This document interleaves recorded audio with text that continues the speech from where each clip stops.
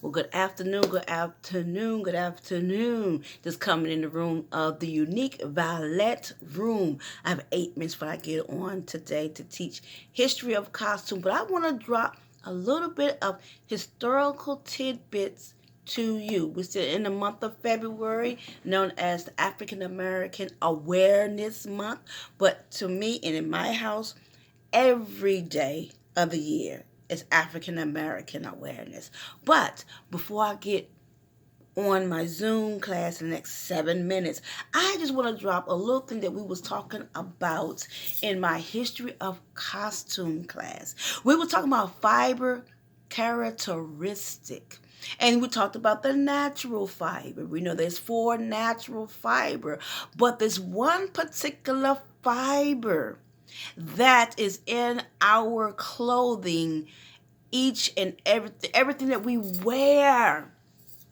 It all came from Africa and India and went down south.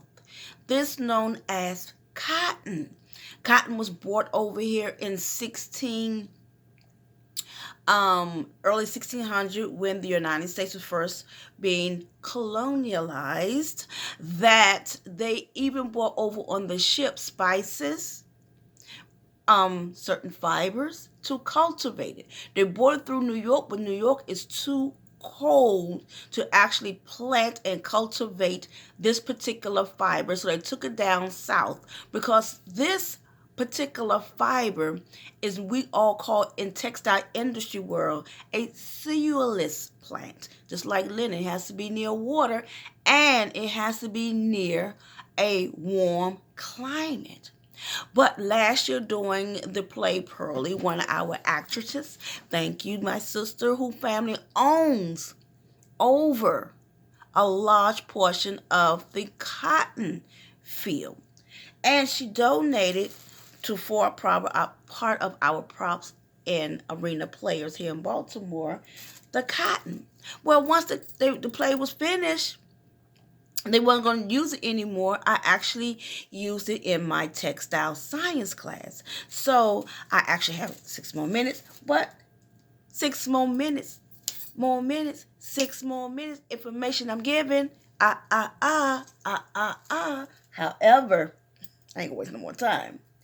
This is actually real unprocessed cotton. Check it out. This is what came out of the fields that her family her family has.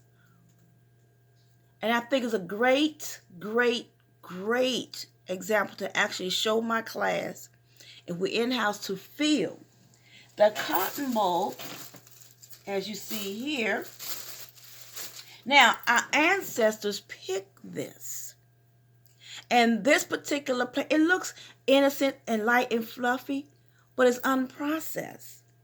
This is not the same cotton ball that you see in the drugstore, because that's processed, because this cotton actually has this cotton seed in it, which that is very good in our health for low cholesterol, for our hair and nails. They use the seed to actually crush to get the oil out of it, just like olive oil. But check this out. I put a nice pink bow on it, because this is for our ancestors, our grandmothers, great-grandmothers, and those who before us have really built America, who helped contribute 100% to the textile industry, along with the cotton gin. But however, this is a piece of the bulb here. Now, this little bulb here, when you talk to the elders, and they talk to their elders, and they say that their hands was tore up, was cut up. On the edge, as you see here,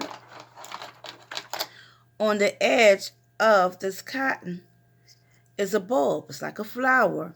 But this edge here is razor sharp.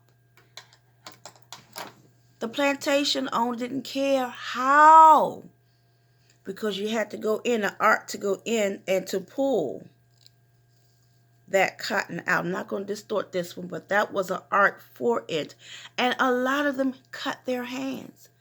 I went into the fields and cut my finger with a pair of scissors just to get a piece of bulb. And you imagine our ancestors, grandparents, great-grandparents, and great-great-great-great was actually picking this, and they had a certain amount to pick every day. A child of age 5 go into the field, kindergarten, know that word, what it means. For others, it means to help them read and write at the age of 5. But our people, kindergarten was to when they reach the age of 5 is to go into the fields and help pick this cotton.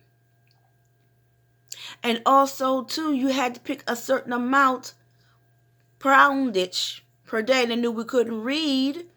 If we didn't pick 200-300 or more, you will be whipped. This. When it got after slavery went to Reconstruction, known as sharecropping, we're still being cheated. But this is the actual unprocessed, 100 unadulterated virgin cotton, unprocessed. This is what it looks like. Thank you, my sister who Katrina, who was on Pearly with us, donated from her family. I want to thank your family because my students are still just at an awe. And not only the students, the faculties. When the school was open, keep touching my cotton. Keep picking my cotton. And I keep telling them, do not touch like a museum, darling. This is precious. This right here, this cotton, this right here comes from, originally from Africa or closer to Egyptian area and India. This cotton, what denim jeans are made out of. Prima cotton shirts that the tailors will actually make and sell for $200 a shirt. This cotton that our ancestors who have picked, beaten, and we burnt the cotton fields on rebellion during the Civil War.